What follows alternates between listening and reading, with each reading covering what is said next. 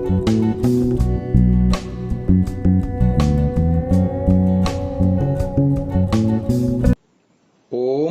नमस्ते जी। 30वीं श्रव्य कणिका ऋग्वेदादि भाष्य भूमिका, लेखक महर्षि दयानंद जी सरस्वती, जिस पर भाष्य लिखा है विद्यानंद जी द्वारा भूमिका भास्कर नाम से, जिसके अवतरणिका में हम ये जान रहे थे कि सर्व ज्ञानमयो ही वेद, यानी वेदा वे अनंता, वेदों में अनंत ज्ञान है। किसी एक व्यक्ति द्वारा उसका संपूर्ण भाष्य किया जाना असंभव बात है। ये हमने गत श्रव्य कणिकाओं में जाना। इसी बात को थोड़ा और आगे बढ़ाते हैं। एक एक मंत्र के जब तक अनेक प्रकार के अर्थ नहीं होंगे तब तक वेदों का सर्वज्ञानमय होना उपपन्न नहीं होगा। मंत्रों में अर्थों की सीमा नहीं है। कई मंत्रों के बहुविध अर्थ भी पूर्वाचार्यों ने किए हैं। चत्वारि वाक् परिमिता पदानि, ऋग्वेद 1:164-45। इस ऋचा के 6 प्रकार के अर्थ यास्काचार्य ने दर्शाए हैं। कतमानि तानि चत्वारि पदानि, ओंकारो महाव्याहृतयश्चेत्यार्षम्, नामाख्याते चोपसर्ग निपाताश्चेति वैयाकरणाः, मंत्रकल्प ब्राह्मणं चतुर्थी व्यावहारिकीति याज्ञिकाः, ऋचो यजोंषे सामानि चतुर्थी व्यावहारिकीति नैरुक्ताः, सर्पाणां वाग्वयसां क्षुद्रस्य सरीसृपस्य चतुर्थी व्यावहारिकीत्येके, पशुषु तूर्णवेषु मृगेष्वात्मनि चेत्यात्म प्रवादाः। ये निरुक्त में आया है 19:9-1 में।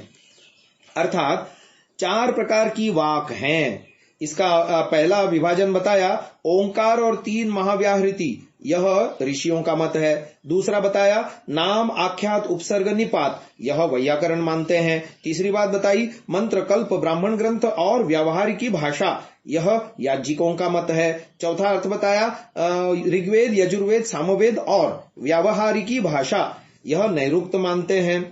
पांचवा अर्थ बताया सर्पों की, पक्षियों की, क्षुद्र जाति के रेंगने वाले कृमियों की और व्यावहारिकी, यह कुछ आचार्यों का कथन है।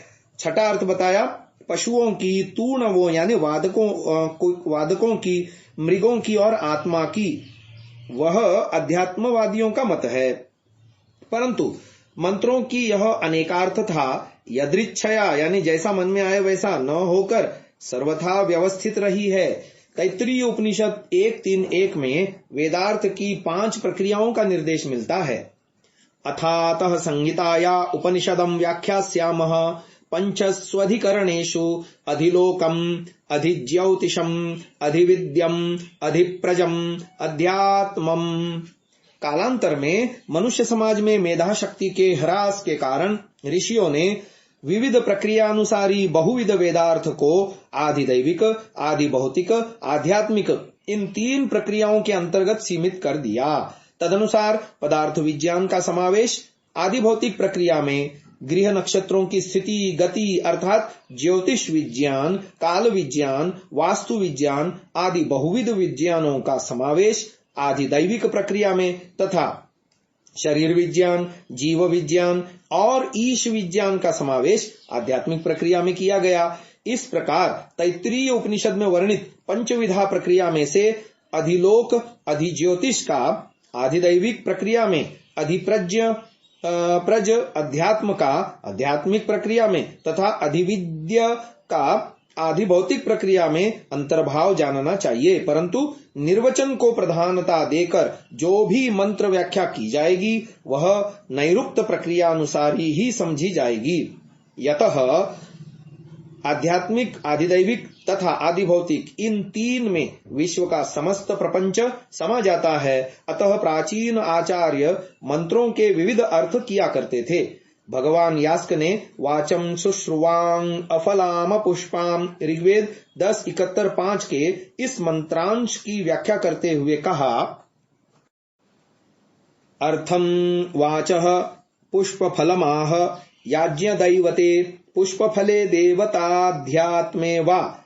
निरुक्त 1:20-1। यास्क के इस वचन से स्पष्ट है कि दिव्यवाणी वेद के याज्ञिक, आधिदैविक तथा आध्यात्मिक ये त्रिविध अर्थ होते हैं। निरुक्त के प्रसिद्ध व्याख्याता दुर्गाचार्य के मत में भी मंत्रों के 3 प्रकार के अर्थ होते हैं। यह उनके इस कथन से स्पष्ट है।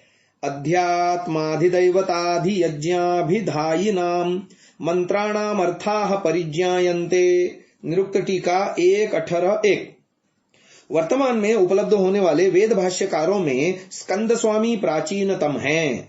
निरुक्त की अपनी टीका में यास्क के पूर्व निर्दिष्ट मत का विस्तार से प्रतिपादन करते हुए उपसंहार करके वह कह देते हैं कि सर्वदर्शनेषु पूर्व निर्दिष्टेषु याज्ञिकाधिक दैवताध्यात्मिकेषु च सर्वे मंत्रायोजनीयाः। कुतः स्वयमेव भाष्यकारेण सर्वमंत्राणां 3 प्रकारस्य विषयस्य प्रदर्शनाय अर्थं वाचः पुष्पफलमाह इति यज्ञादीनां पुष्पफलत्वेन प्रतिज्ञानात्।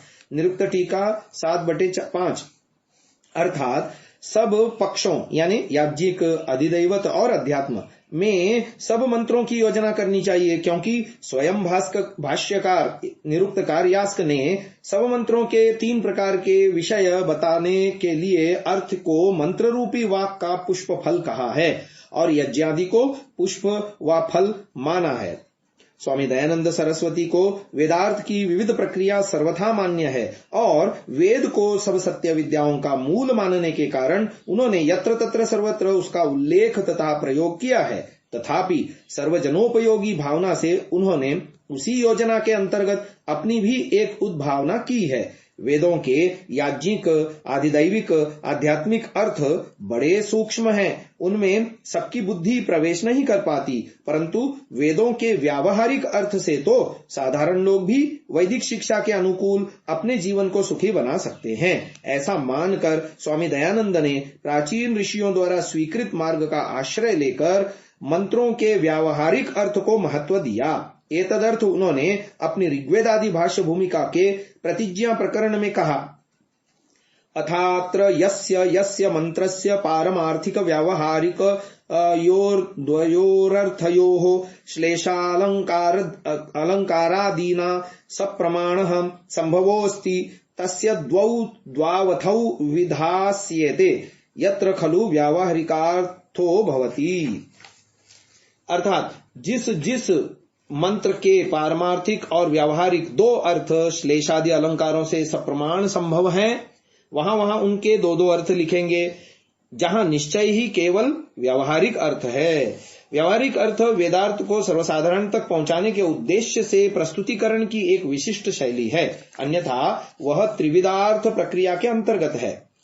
याज्ञिक अर्थ बड़े महत्व का है, परंतु सर्व विद्याएं तथा सर्वविध ज्ञान के भंडार को केवल इसी में सीमित नहीं किया जा सकता। भारतीय इतिहास के अनुसार अन्य सभी सामाजिक व्यवस्थाओं के समान याज्ञिक कर्मकांड का प्रादुर्भाव कृत युग तथा त्रेता युग के संधिकाल में हुआ। त्रेता युगे त्रिविधस्त्वेष यज्ञानाम न कृते युगे। महाभारत शांति पर्व 232/33। यथा त्रेता युग मुखे यज्ञस्यासीत् प्रवर्तनम। वायु पुराण 57/99 इत्यादि प्रकरणों से इसकी पुष्टि होती है।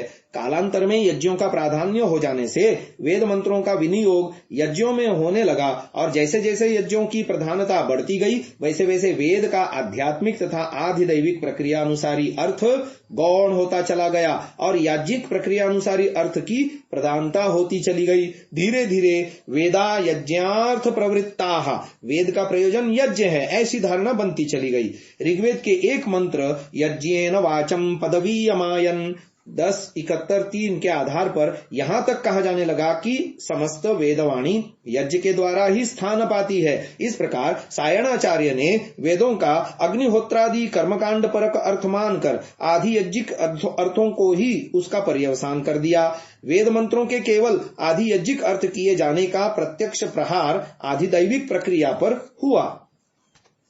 प्राचीन काल में आधिदैविक प्रक्रिया के अनुसार वेद के जो वैज्ञानिक अर्थ किए जाते थे वे धीरे धीरे लुप्त होते गए। परिणामतः अति उत्कृष्ट वैज्ञानिक सिद्धांतों के प्रतिपादक मंत्र चारण भाटों के स्तुति वचन बनकर रह गए। आधिदैविक प्रक्रिया अनुसारी वेदार्थ को समझने का एकमात्र साधन यास्कीय निरुक्त रह गया।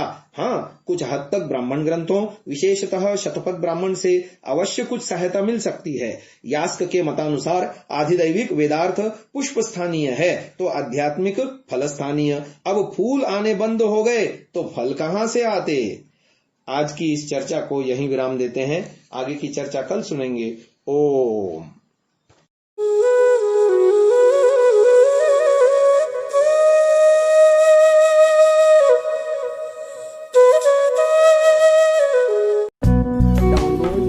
सामसा ऐप, आरवीरदल ऐप, विजिट samsa.org, rvirdal.in।